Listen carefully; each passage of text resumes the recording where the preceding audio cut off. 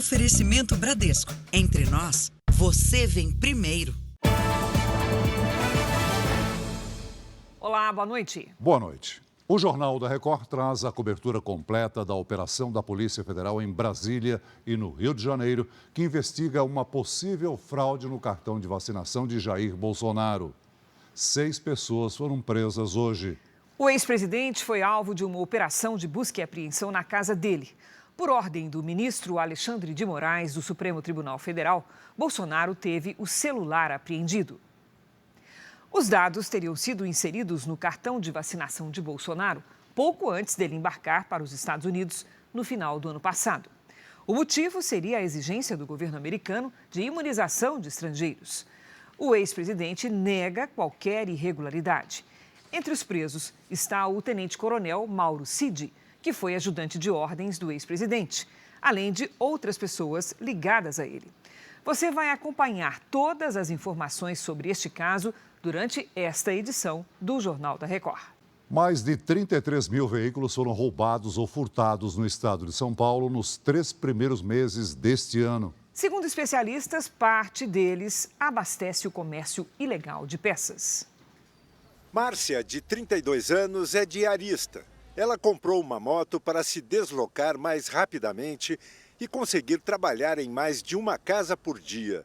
Ela mal terminou de pagar o financiamento e teve um meio de transporte levado por um criminoso. Eu estacionei de manhã no prédio, na frente do prédio, entrei para trabalhar como um dia normal.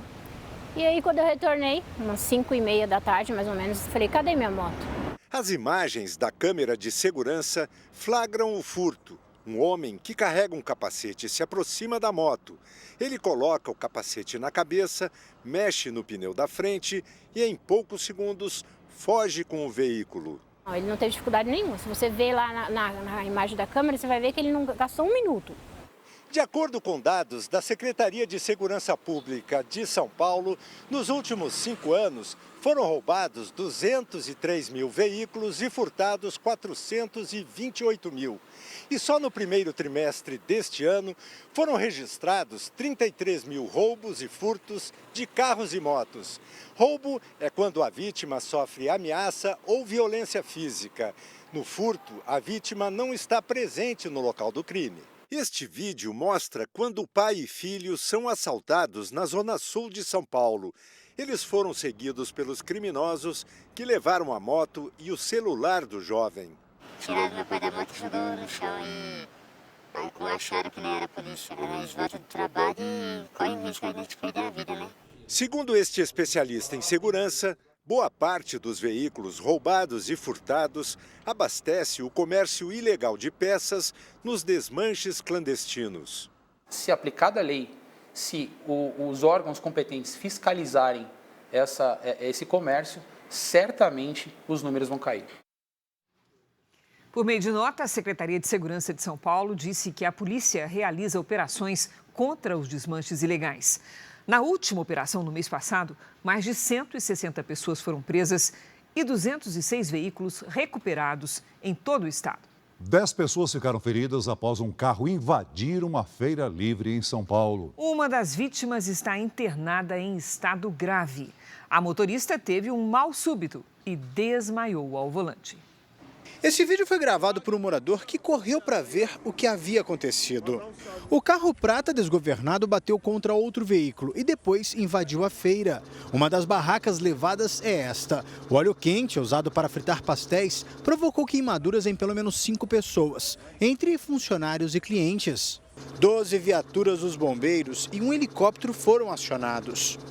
O acidente aconteceu nesta feira montada na rua. Era por volta de meio-dia, horário da chamada xepa, quando os consumidores aproveitam os preços mais atrativos dos alimentos, já no fim do expediente dos feirantes. De acordo com a Polícia Militar, a motorista é uma aposentada que teve um mal súbito e desmaiou ao volante. Ela foi atendida no próprio local e levada para o hospital, mas não se lembra do que aconteceu. Os feridos foram socorridos e levados para hospitais. Uma das vítimas segue internada em estado grave, com queimaduras pelo corpo. Veja agora outras notícias do dia. General que trabalhou com o presidente Dilma é escolhido para comandar o Gabinete de Segurança Institucional de Lula.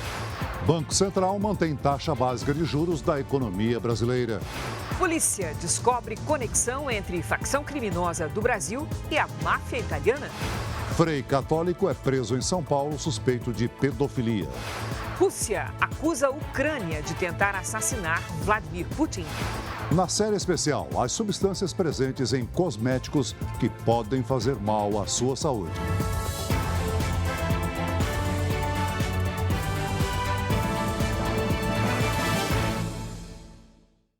Oferecimento: Bradesco, cursos e soluções para organizar sua vida financeira.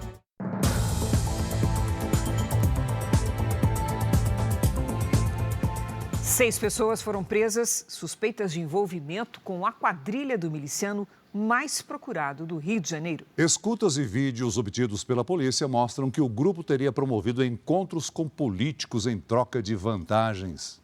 O vídeo mostra o encontro de pré-candidatos nas últimas eleições municipais de cidades da Baixada Fluminense. A milícia atraía políticos para reuniões com o objetivo de fazer parcerias. Segundo a polícia, por trás dessas reuniões estava o miliciano mais procurado do estado, Danilo Dias, conhecido como Tandera. Ele comanda várias regiões da Baixada Fluminense, impondo medo e terror a moradores e comerciantes. Ele criou um projeto de poder. Dentro desse projeto, ele buscava aliança política. Para quê? Não só para ter acesso a licitações fraudulentas, a contratos, mas para possuir verdadeiras alianças. Alianças com membros do governo. Com isso, ter maiores facilidades. De acordo com as investigações, as imagens mostram os pré-candidatos Luciano Henrique Pereira, Tayana Cristina Barbosa dos Santos, Cornélio Ribeiro e Jorge Alves Santos. Nenhum deles foi eleito. Na foto tirada pelos milicianos, um fuzil aparece na mesa. Na ação de hoje, eles não foram presos, mas vão responder por associação criminosa. O encontro foi gravado por Tandera. Em um dos áudios, ele deixa claro que dará apoio em troca de vantagens, como garantia de ganhar licitações fraudulentas. Para a gente conseguir alcançar o legislativo, o judiciário, o executivo e o quarto poder, nada sai de graça. Para você estar aqui hoje também, você sabe que lá na frente, pô, tudo é investimento. Como é que a gente vai fazer? Vocês vão botar as outras empresas para concorrer junto com vocês, mas todo mundo alinhado. Até agora, 6 pessoas suspeitas de envolvimento com a milícia foram presas. Na casa de uma delas, a polícia apreendeu R$500 mil. Também foi levado esse carro importado e blindado, avaliado em mais de R$200 mil, que estava com um PM, alvo da investigação. O grupo liderado por Tandera é responsável por crimes como extorsões, homicídios, ameaças e lavagem de dinheiro. O miliciano, foragido da justiça em 2016, costuma se disfarçar para escapar das autoridades. Se você olhar nas imagens, tem ele utilizando óculos, utilizando peruca, pintando o cabelo, mudando a roupa de forma muito distinta. Então, sim, ele é um criminoso com extremo cuidado para que não venha a ser preso. As defesas dos 4 políticos citados na reportagem não foram localizadas. Um estudante francês é acusado de estuprar 2 colegas de curso durante um intercâmbio em Belo Horizonte. Ele teve a prisão preventiva decretada, mas fugiu para a França. Iskender Runa é considerado foragido pela Justiça Brasileira desde o dia 24 de abril. Um mandado de prisão preventiva foi expedido contra o francês de 24 anos, depois que a polícia recebeu uma denúncia de estupro. Segundo a polícia, o crime ocorreu em fevereiro após uma festa nesta casa, onde Iskender morava com outros 3 colegas estrangeiros num bairro rico de Belo Horizonte. A jovem só procurou a polícia cerca de 1 mês e meio depois. A vítima, de 21 anos, relatou ter sido levada sob o efeito de álcool para um quarto e abusada pelo suspeito. Nos disse que acordou com ele em cima dela. Ela tentou se desvencilhar, gritou com ele e ele não parava. Durante as investigações, mais uma vítima foi identificada. Outra jovem francesa. Ela fora vítima dele em janeiro, só que ela optou por não comparecer à delegacia porque tinha medo de julgamentos, né?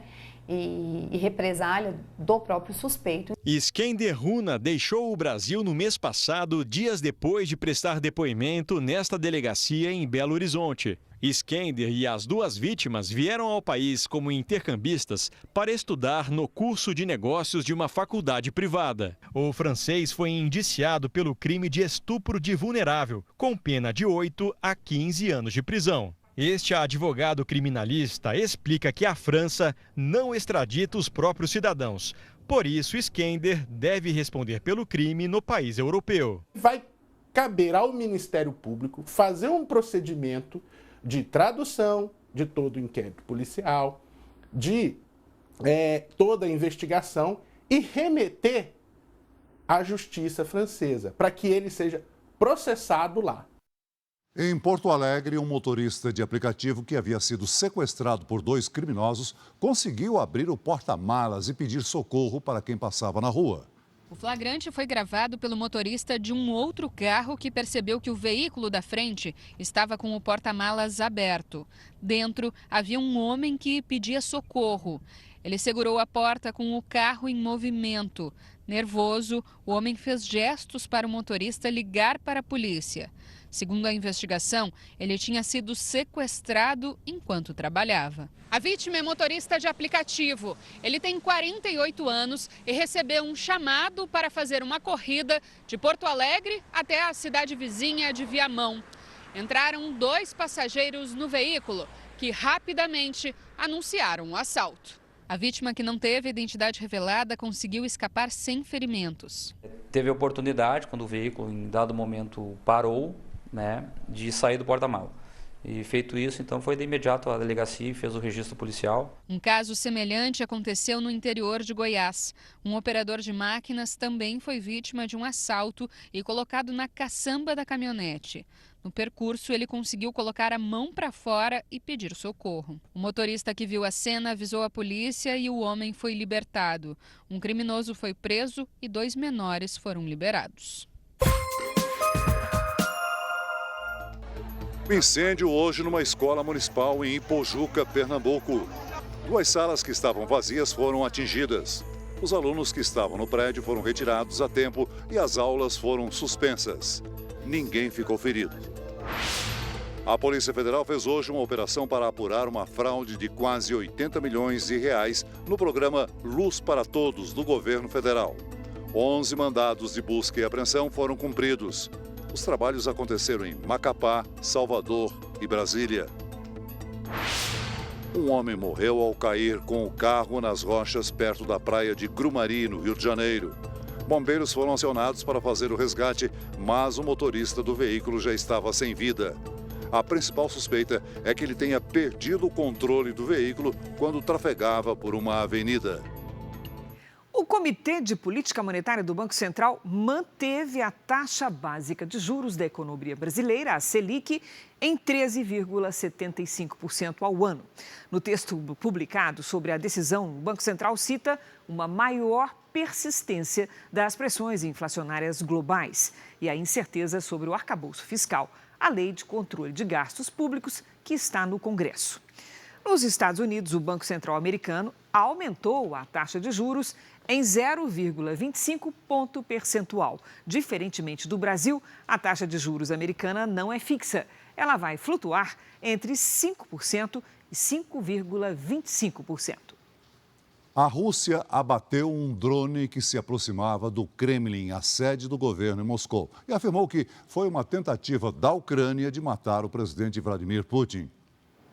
As imagens mostram o momento em que um drone se aproxima do Kremlin.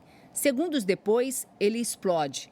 De acordo com a Rússia, 2 drones sobrevoaram o local.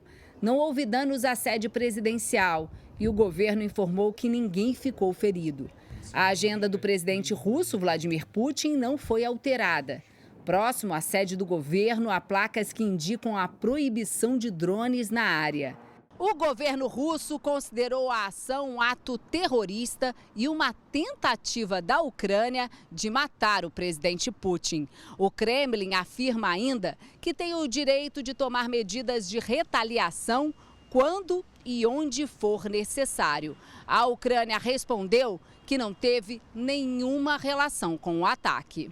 O conselheiro presidencial ucraniano, Mikhailo Podolyak, afirmou que esse pode ser um pretexto para a Rússia lançar ataques em larga escala à Ucrânia.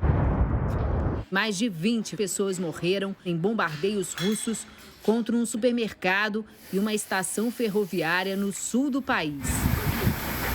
O presidente Zelensky da Ucrânia está na Finlândia, onde se reuniu com líderes de países nórdicos. Zelensky nega o ataque a Putin e diz que a Ucrânia apenas defende o próprio território. 152 suspeitos foram presos hoje na Europa em uma mega operação contra a 'Ndrangheta, a máfia da Calábria, no sul da Itália. As investigações revelaram que a organização criminosa distribuía cocaína enviada do Brasil pelo PCC. Os italianos pagavam com armas de origem paquistanesa. Um adolescente entrou armado em uma escola e matou 8 estudantes e um segurança em Belgrado, na Sérvia. O aluno, de 14 anos, foi detido. Aumentou pelo 4º ano seguido o número de pessoas no mundo que enfrentam insegurança alimentar grave e precisam de ajuda urgente.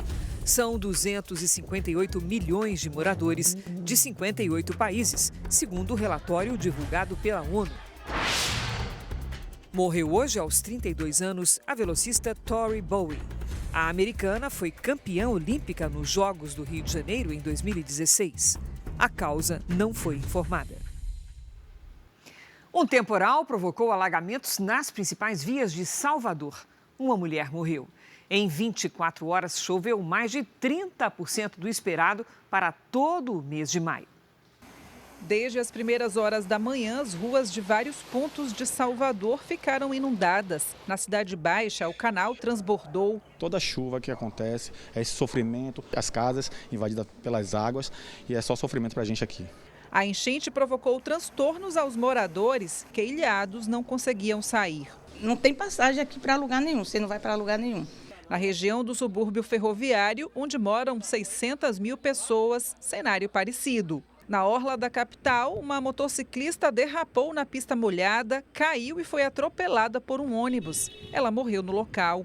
Na região metropolitana de Salvador, casas também foram invadidas pela água em São Francisco do Conde. Esta mãe teve que sair às pressas com os filhos no colo. Segundo a Defesa Civil, em 24 horas choveu mais de 100 milímetros em Salvador, 1/3 do esperado para o mês inteiro. As fortes chuvas também causam prejuízos no sul e sudoeste da Bahia há quase 2 semanas. Já são cerca de 18 mil moradores desabrigados ou desalojados em 26 municípios. Das 5 cidades que decretaram estado de emergência, 2, Ilhéus e Santa Cruz Cabralha, suspenderam as tradicionais festas juninas deste ano. Enquanto o Nordeste sofre com o excesso de chuvas, cidades de Minas Gerais, de Goiás e do Distrito Federal registram umidade do ar abaixo do ideal. Vamos conversar com a Lidiane Sayuri. Oi, Lid, boa noite. Quando é que essa situação deve mudar? Só no fim da semana que vem, viu, Cris? Boa noite para você. Oi, Celso, muito boa noite. Boa noite a todos aí de casa. As nuvens de chuva seguem sobre o sul, parte do centro-oeste e todos os estados do Nordeste e do Norte. Nesta quinta-feira, o ar seco mantém o tempo firme entre o norte do Paraná e o interior de Mato Grosso. Nas áreas em laranja do mapa, a umidade do ar fica abaixo dos 30%, bem menor que os 60% indicados pela Organização Mundial da Saúde. Do Amapá até o sul da Bahia, a quinta-feira será chuvosa, com risco de alagamentos e deslizamentos. No sul, alerta de granizo e ventanias. Em Porto Alegre, temporais com 23 graus. Em Belo Horizonte, máxima de 28. Em Campo Grande e em Salvador faz 29 e em Rio Branco até 33. Curitiba pode amanhecer com neblina e há previsão de chuva no fim do dia. A máxima não passa dos 26 graus. Em São Paulo, Brasília e Rio de Janeiro, quinta-feira ensolarada com máximas de 28 e de 30 graus. Tempo Delivery. O Francisco é da cidade de Conceição, na Paraíba. Vamos lá. Oi, Francisco. Olha, o tempo não deve mudar muito nos próximos dias. Até o fim de semana você terá nuvens, chuva, aberturas de sol e tempo bem abafado, com máximas de 32 e de 33 graus. A família do Pascoal e da Tatiane são de Rio Claro, interior de São Paulo. Turma boa, hein? Pascoal e família. Oi, Tati, também boa noite para vocês. Vejam só essa diferença aqui entre a temperatura mínima e máxima. Isso quer dizer duas coisas. Primeiro, os próximos dias terão friozinho de manhã e à noite, com tardes quentes. Segundo, a umidade do ar fica muito baixa, então hidratem-se. Participe você também com a hashtag #VocêNoJR. Cris, Celso. Valeu, Lidy. Até amanhã, Lidy. E foi dada a largada para a primeira fase de A Grande Conquista, o novo reality da Record TV. E o público já está no controle para decidir quem entra na mansão do programa. Ao todo, 16 famosos disputam 10 vagas. Eles vão passar por vários perrengues em busca da chance de ir para a segunda fase do jogo.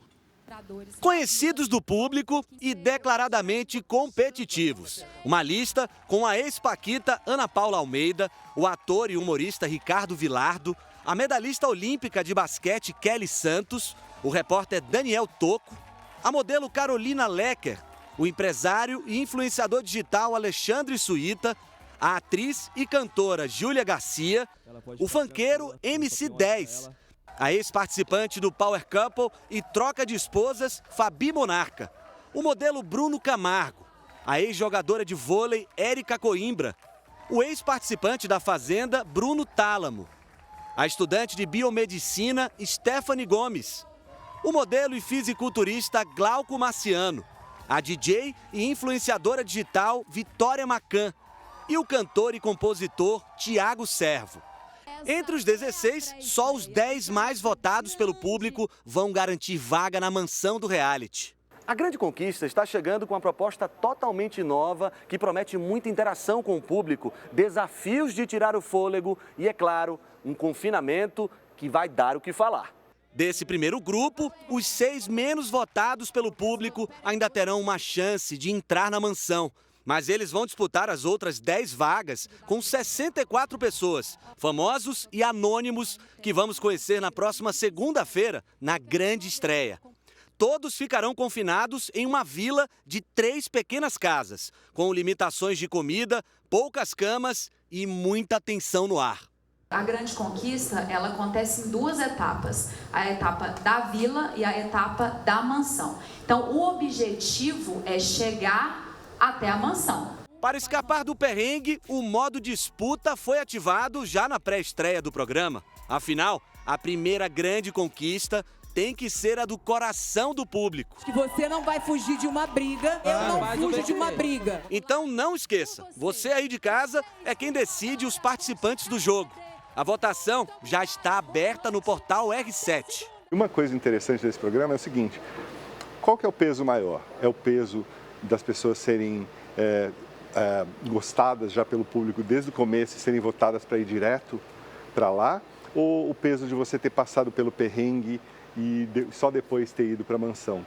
A Grande Conquista estreia na próxima segunda, dia 8, às 10h30 da noite. Você não pode perder. Veja ainda hoje. Operação da Polícia Federal investiga a suposta fraude na carteira de vacinação do ex-presidente Bolsonaro. No Rio, demora na entrega de bebidas gera discussão entre cliente e motoboy. Padre investigado por pedofilia é preso em operação da Polícia de Minas Gerais, aqui em São Paulo. Na série especial, os perigos das maquiagens que podem conter metais pesados nas fórmulas.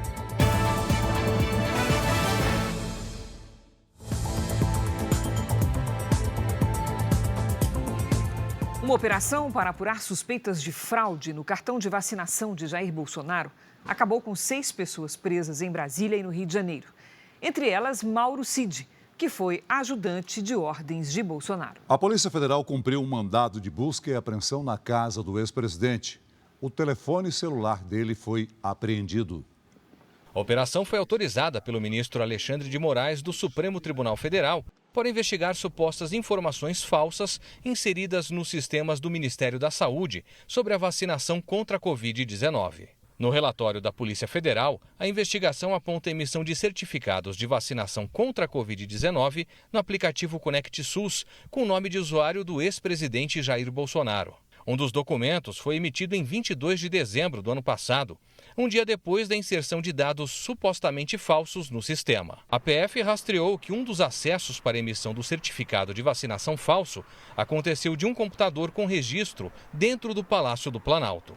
A suposta fraude teria ocorrido dias antes da viagem de Bolsonaro aos Estados Unidos, no fim do mandato presidencial. Os dados foram posteriormente retirados do sistema, só que em 27 de dezembro. Segundo os investigadores, a fraude também teria ocorrido em dados de vacinação da filha de Bolsonaro, de 12 anos, e de assessores dele. O motivo da suposta fraude nos documentos de vacinação seria a exigência por parte do governo americano de imunização contra a Covid dos estrangeiros que viajam ao país. Por determinação do ministro Alexandre de Moraes, o celular do ex-presidente foi apreendido. O ministro também autorizou a retenção do passaporte de Bolsonaro.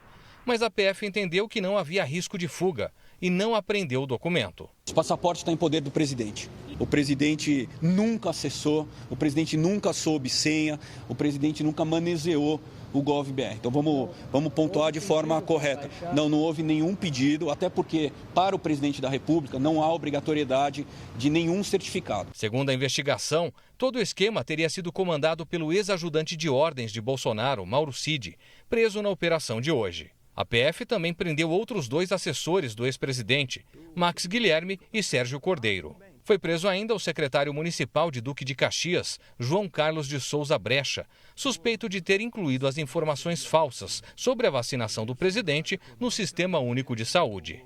Em um cofre na casa de Mauro Cid, os agentes apreenderam $35 mil e R$16 mil em espécie, ao todo equivalente a quase R$192 mil. Todo o material levado das casas do ex-presidente e do ex-ajudante de ordens será periciado. Moraes deu prazo de 60 dias para que a PF apresente relatório sobre o conteúdo dos celulares e computadores apreendidos. Em nota, o Ministério da Saúde informou que colabora com as investigações e que todas as informações inseridas no sistema são rastreáveis e não há registro de invasão aos dados. As defesas das pessoas presas na operação não responderam ao contato do Jornal da Record. O ex-presidente Bolsonaro negou ter cometido qualquer crime. Jair Bolsonaro e a ex-primeira-dama Michele estavam em casa às 7 da manhã, quando os agentes da Polícia Federal chegaram para cumprir os mandados de busca e apreensão. A Polícia Federal ficou por 3 horas no condomínio onde o ex-presidente mora em Brasília. Bolsonaro, mais uma vez, disse que não tomou a vacina. A minha esposa foi em 21, foi vacinada nos Estados Unidos com a Janssen, está documentado. E a minha filha Laura, que eu respondo por atualmente 12 anos, também não tomou a vacina. Então, em momento nenhum, eu falei que tomei a vacina e não tomei. Então, realmente eu fico surpreso com a busca e apreensão. Nunca me foi pedido cartão de vacina no lugar nenhum. Sempre então o senhor não adulterou o cartão? Não existe adulteração da minha parte, não existe. Eu não tomei a vacina, ponto final. Documentos e o celular do ex-presidente foram levados pela Polícia Federal. O meu foi apreendido. O meu telefone não tem senha, deixar bem claro, não tenho nada a esconder sobre nada, não é cartão apenas. Agora, que bom que só tivesse um país democrático onde você pudesse discutir todos os assuntos. Tem assunto que é proibido falar no Brasil. Um deles é a vacina. A Polícia Federal também intimou Jair Bolsonaro a prestar depoimento nesta manhã, mas a defesa disse que ele só vai falar quando tiver acesso ao processo. Assim que a gente tenha condições de analisar os autos na sua integralidade, vamos dispor uma nova data, como sempre o presidente esteve disponível para tanto. Não sei se nessa semana, mas é interesse nosso, inclusive, que se promova o quanto antes essa oitiva. Aliados do ex-presidente reclamaram também do fato de a Procuradoria-Geral da República não ter visto necessidade da operação na casa de Jair Bolsonaro e mesmo assim ela ter sido autorizada pelo ministro Alexandre de Moraes do Supremo Tribunal Federal. O ex-presidente, depois de deixar a casa dele, passou quase todo o dia na sede do Partido Liberal em Brasília. Eu apurei com fontes do governo americano que o ex-presidente foi 3 vezes aos Estados Unidos no ano passado com o passaporte diplomático. A última delas em 30 de dezembro, penúltimo dia do governo. Nesse caso, Bolsonaro não era obrigado a apresentar comprovação de vacinação. Em janeiro, o visto dele foi substituído pelo de turista. Para turistas estrangeiros, a vacinação é exigida antes da viagem. O ex-presidente ficou quase 90 dias em Orlando, no estado da Flórida. Menores de 18 anos, como a filha dele, Laura, não são obrigados a se vacinar. Um frei católico foi preso em São Paulo, suspeito de pedofilia. No celular dele foram encontradas imagens pornográficas de um menor de idade. Na chegada à delegacia, silêncio e constrangimento. O senhor estava com imagem de pedofilia? Frei Elvésio de Jesus Carrara, de 54 anos, foi preso em São Paulo numa operação da Polícia Civil de Minas Gerais que investiga ao menos um caso de pedofilia, supostamente cometido por ele. Policiais da Delegacia Especializada de Proteção à Criança e ao Adolescente cumpriram um mandado de busca e apreensão no endereço do religioso aqui em São Paulo. No celular dele encontraram imagens pornográficas de um garoto e Frei Elvésio foi preso em flagrante por armazenar esse tipo de material. O religioso faz parte da Arquidiocese de São Paulo, segundo a página da instituição na internet. Na capital paulista, ele também é presidente de um projeto social para crianças e adolescentes em situação de vulnerabilidade. Os policiais ainda apuram crimes de abuso sexual contra menores que teriam sido cometidos em Goiás. Amanhã o Frei vai passar por uma audiência de custódia, quando um juiz decide se a prisão vai ser mantida ou não. Nós não conseguimos contato com a defesa do Frei Elvésio de Jesus Carrara. Nós questionamos a Arquidiocese de São Paulo, mas não tivemos resposta. No Rio de Janeiro, um caso de violência envolveu um entregador de aplicativos e um cliente. A briga começou com ofensas verbais, teve agressão e até vandalismo contra 2 imóveis. A briga aconteceu durante uma entrega de bebidas. Nas imagens, o cliente discute com um motoboy. De repente, ele inicia a agressão. O entregador se desequilibra e sai da moto. O rapaz se afasta e, com um celular, começa a gravar tudo. Isso aqui não é favela, não. Cara, eu cheguei aqui falando direito contigo, filho. Contigo com outra mulher aí, sei lá o que ela é tua. Tá bom. Sou favelado mesmo, tô trabalhando aqui, tu tá me batendo. O cliente, que prefere não se identificar, justifica que a briga começou quando ele decidiu cancelar o pedido por causa da demora na entrega.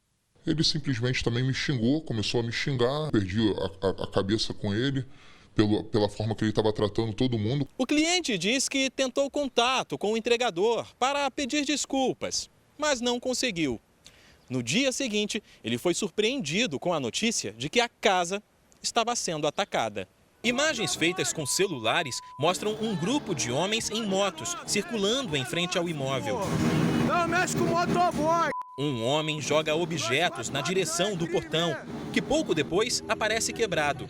Até fogos de artifício são lançados no interior da casa. A polícia foi chamada para dispersar os motoboys. Um dos agentes chegou a atirar em direção ao pneu de uma das motos, mas todos conseguiram fugir. O grupo ainda vandalizou este outro imóvel que pertence ao cliente. Até o momento, ninguém foi preso e a polícia investiga o caso. O entregador, envolvido na confusão, não foi localizado pelo Jornal da Record.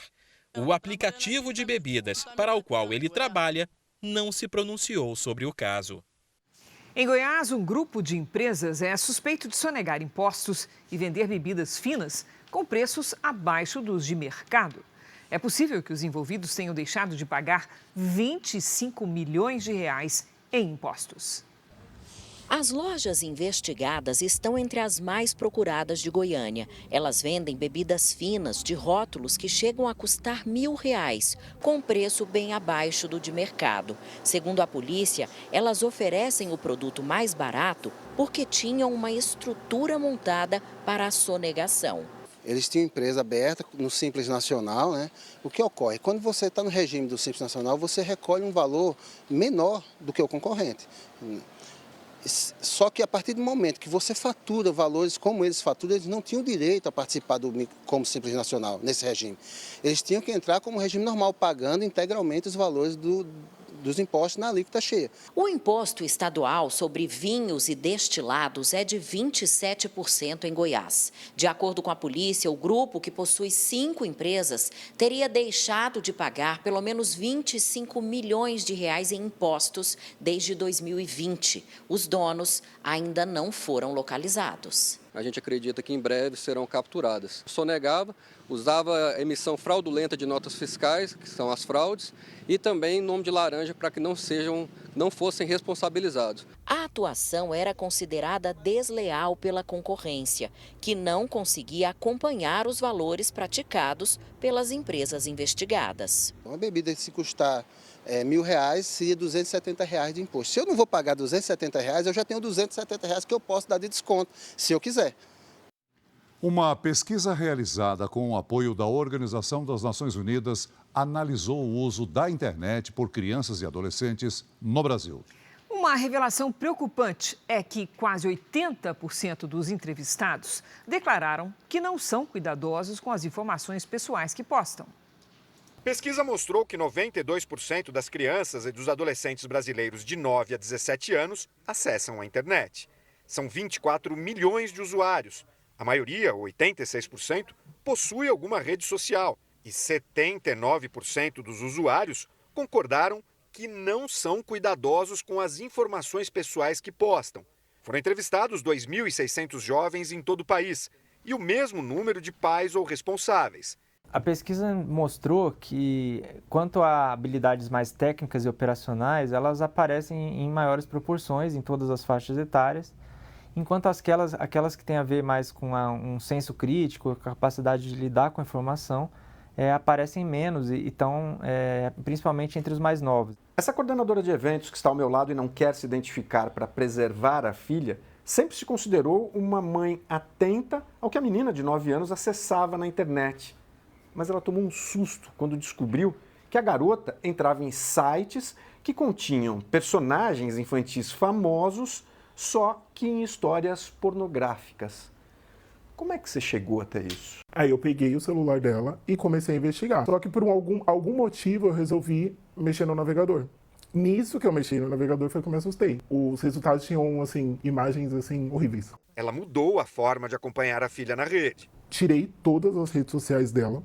Deixei só uma que a gente usa para se comunicar, às vezes, quando é necessário. A coordenadora de eventos percebeu que o diálogo é o melhor caminho. Ela assim, não se sentia confortável em perguntar certas coisas para mim. Então, agora ela fala comigo. Veja a seguir, expectativa de vendas para o Dia das Mães aumenta no comércio.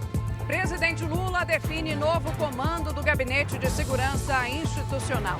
Na série especial, os cosméticos que contêm metais pesados e podem prejudicar a saúde.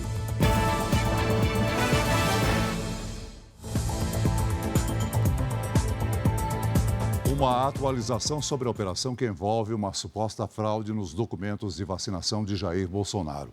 O advogado de Mauro Cid, ex-ajudante de ordens do ex-presidente, que foi preso hoje, informa que vai analisar os autos antes de se pronunciar. O presidente Lula escolheu hoje o general Marcos Antônio Amaro dos Santos para comandar o Gabinete de Segurança Institucional. O general Amaro foi um dos militares mais próximos da ex-presidente Dilma Rousseff. O primeiro compromisso do dia do presidente Lula foi com o ministro da Defesa, José Múcio, no Palácio do Planalto. Os dois definiram o general Amaro como substituto do general Dias, que deixou o Gabinete de Segurança Institucional no final do mês passado. Querendo manter firme os laços com os militares, o presidente Lula também almoçou pela primeira vez com o alto comando do Exército, para apresentar o nome do general Marcos Antônio Amaro à cúpula da Força. O escolhido para assumir o Gabinete de Segurança Institucional teve a indicação bem recebida entre os militares, que estavam preocupados com a ideia da desmilitarização do GSI, possibilidade levantada nas últimas semanas por ministros próximos ao presidente. Marcos Antônio Amaro dos Santos, o general Amaro, ocupou a Casa Militar da Presidência da República no segundo mandato de Dilma Rousseff e ficou conhecido por estar sempre ao lado da ex-presidente. Ele está no Exército desde 1974 e entrou para a reserva em 2022. O general Amaro também já chefiou o Estado-Maior do Exército. O Brasil vai retomar a partir de outubro a exigência de visto para turistas dos Estados Unidos, da Austrália, do Canadá e do Japão. A medida foi publicada no Diário Oficial. Os vistos não eram obrigatórios desde 2019 por decisão do ex-presidente Bolsonaro. O motivo do retorno da exigência é que esses países também pedem visto de entrada dos cidadãos brasileiros. O governador de São Paulo, Tarcísio de Freitas, do Republicanos, lançou hoje um projeto para evitar e combater a corrupção na administração estadual. Foram assinados 4 decretos para dar início ao programa. Serão 83 medidas de combate à corrupção implementadas até 2026. Uma delas é fortalecer canais de denúncias em secretarias e órgãos do governo de São Paulo. O servidor terá a garantia de que não vai sofrer represálias ao informar casos suspeitos.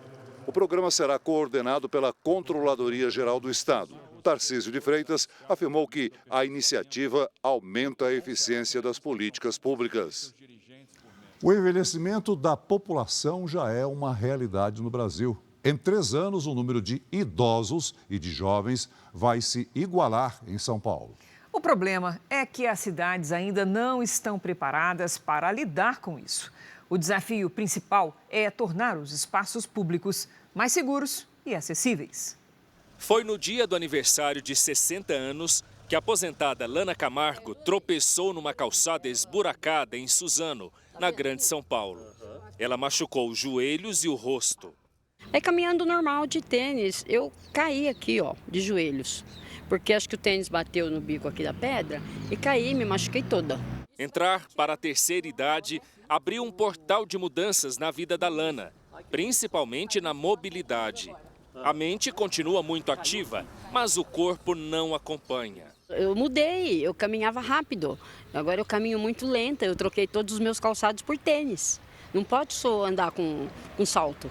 Para ela ainda falta muito para as cidades se adaptarem aos novos idosos. Em primeiro lugar, as calçadas e ruas, As calçadas deveriam de ser prontas, lisas, As rampas, com acesso. Uma pesquisa da Fundação Estadual de Análise de Dados, a SEAD, revelou que até 2026, ou seja, daqui a 3 anos, o número de idosos e jovens na população do estado de São Paulo será equivalente. Que a cada ano nascem menos crianças, Então a população jovem cada vez está diminuindo, enquanto que a população vive mais. A pesquisa mostra que existem 87 idosos a cada 100 crianças ou jovens no estado de São Paulo. No ano 2000, eram 34 a cada 100. O índice acelerou nos últimos 22 anos. Lidar com esse encontro inédito de gerações é um desafio para as políticas públicas nas cidades paulistas. Pegar um ônibus, os ônibus têm que estar mais adaptados ao degrau, não tão alto. O farol de pedestre, ele tem que ser adaptado ao tempo que um idoso demora para atravessar uma rua, que não é o mesmo de um jovem. Acessibilidade é um ponto, mas muito importante é garantir espaços de convivência. O idoso convivendo com a criança, com o jovem. É bom para os dois. Tanto o idoso pratica a expansão da sua sabedoria, da sua experiência de vida, quanto a criança se beneficia disso. O Dia das Mães se aproxima com uma expectativa bem mais positiva no comércio. O índice que mede a confiança dos lojistas cresceu do ano passado para cá e isso está rendendo mais vagas de emprego. Nada de deixar para a última hora. A Bianca quer escolher com calma o que vai dar para a mãe dela. Viu, dona Degenira? O ano passado ainda foi uma florzinha, Mas esse ano dá para ganhar 2 presentinhos. Dona Degenira, ela merece muito. O carinho dos filhos anima o comércio. Esta loja de roupas abriu 4 vagas para reforçar a equipe, porque o movimento vai crescer. Dá para imaginar um crescimento de 40% a 50% referente ao ano passado. É a nossa expectativa. É bastante, né? Sim, com certeza. O Dia das Mães é a segunda data mais importante no ano para o comércio, só perde para o Natal. Segundo uma pesquisa, quase 80% dos lojistas esperam ter aumento nas vendas e 64% planejam fazer contratações. O levantamento mostra que os empresários do setor estão mais otimistas. A pesquisa da Confederação Nacional do Comércio mede como está a confiança dos lojistas. O índice, que vinha em queda desde dezembro, voltou a subir agora. E a intenção de contratar funcionários acabou também aumentando para todos os segmentos. Há uma tendência, sim, positiva em relação à contratação, justamente porque as expectativas melhoraram para todos os segmentos. Esta loja já fez contratações neste mês e ainda tem 2 vagas para preencher. E a gente precisa ter a equipe bem estruturada para dar conta dessa demanda que tem aí no meio do ano, né? Quem vê o sorriso da Maria não imagina o que ela passou desempregada. Eu estava fazendo até tratamento para coluna, achando que estava com problema na coluna. E não é. Era tudo. Eu passava no médico e ele falava assim, não, quando você começar a trabalhar, você vai melhorar. Ela começou neste mês. Espera agora se livrar das contas atrasadas e até poder gastar um pouco para fazer a mãe feliz. O Dia das Mães está chegando, espero vender bastante, né? E comprar um presente para minha mãe, que ela merece. Cílios longos, pele do rosto uniforme, quem é que não quer? Estes são alguns dos desejos das mulheres brasileiras. Desejos retratados em números. A brasileira gasta, em média, R$ 1.500 por ano com produtos de beleza.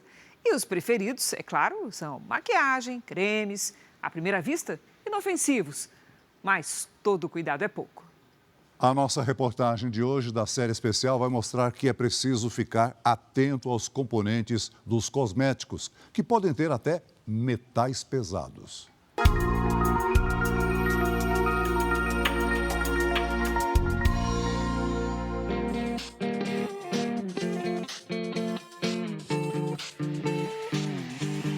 Se o cabelo é a moldura do rosto, os cílios poderosos, densos, longos e arqueados, desses de boneca, destacam e valorizam o olhar.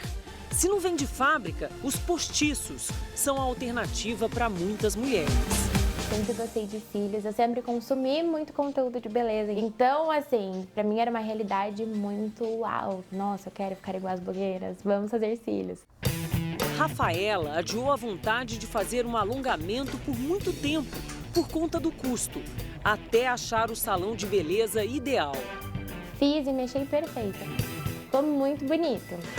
Os problemas começaram quando ela mudou de salão, de profissional, de produtos. Eu fui pra casa com o olho lacrimejando muito, inchado já, coçando. No trabalho, a visão ficou comprometida. Parei de enxergar por completo, ficou tudo escuro, tudo... Primeiro embaçou, aí eu cocei e ficou preto. E eu falei, meu Deus, o que tá acontecendo? Foi meia hora de pânico até voltar a enxergar, agora sem parte dos fios. Com o produto antialérgico, ela resolveu tentar um novo procedimento. Dias depois, o resultado foi assustador. Aconteceu de novo de uma forma pior, e aí dessa vez todos os cílios desapareceram. Esses cílios podem ser machucados pelos produtos químicos utilizados, tanto em alongamento quanto em novelamento dos cílios. Então vamos pensar que esses cílios podem cair, eles podem quebrar e muitas vezes esta quebra pode ser permanente. Rafaela ainda sente dores e sensibilidade nos olhos. Eu tenho essa concepção hoje, que não vale tudo pela estética, não vale tudo pela beleza. A gente tem que balancear muito, até onde dá pra ir, até onde é prejudicial ou não. Para quem não quer se arriscar tanto, máscaras poderosas prometem milagres. Mas cuidado, mesmo produtos tópicos podem esconder riscos. Ainda na adolescência, quando começou a se maquiar, Júlia já sentia que a pele reagia.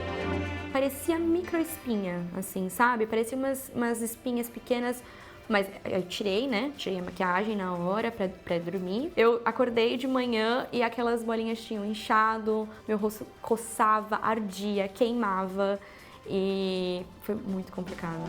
Foram 10 dias assim. Foram dias que eu fiquei trancada no quarto, eu não tirava foto, eu não tinha contato com as pessoas, eu não queria ver até os meus próprios familiares. Desde então, Júlia optou por um estilo mais natural, até começar um estágio que queria transformar em emprego. Na pandemia, a Júlia começou no trabalho remoto, fazia muitas reuniões por dia. Além da performance, queria estar bem, bonita, maquiada. Então testou vários produtos que nunca tinha usado antes. O resultado foi o oposto do esperado. Falei, vou voltar a usar. Com tudo. Com tudo. A pele protestou. Um ciclo. Uma bola de neve. Uma bola de neve muito grande. Cada vez pior, cada vez pior. Estava totalmente empipocado, inflamado, e coçava, e ardia, e eu chorava muito. Aí inchava o rosto. Inchava o rosto de novo, piorava as sensações. Júlia procurou finalmente um especialista e testes mostraram que ela era alérgica a vários tipos de produto. O alumínio acho que foi o que mais me despertou. Eu falei, caramba, eu sou alérgica ao alumínio. O coordenador de comissões técnicas do Conselho Regional de Química alerta: todos os produtos devem ser registrados pela Anvisa. Ele vai verificar se essa empresa ela é registrada na Anvisa, se ela é registrada aqui no Conselho Regional de Química. Então, por exemplo, o registro na Anvisa, ver se tem licença de funcionamento ou autorização de funcionamento também, consegue acessar através do site da Anvisa. E o consumidor também deve estar atento aos rótulos com letras minúsculas. Em alguns cosméticos, é possível encontrar até mesmo metais pesados na composição. Por exemplo, vamos medir o pH, a quantidade de chumbo que tem um determinado cosmético, ou uma concentração de um sal, por exemplo, você não sabe se isso foi acompanhado, né? Então, você não sabe do processo em si. Então, você não tem como garantir a qualidade daquele produto. Hoje, Júlia continua vaidosa, mas bem mais exigente com tudo que usa. Sabe que a beleza, a qualquer custo, não é um bom negócio. Não use muito, acho que o básico funciona. O Jornal da Record de hoje termina aqui. Essa edição na íntegra e também a nossa versão em podcast estão no Play Plus e em todas as nossas plataformas digitais. E à 00:30 tem mais Jornal da Record. Fique agora com a série Reis. E logo depois da novela Jesus, tem Quilos Mortais. Ótima noite para você. Boa noite.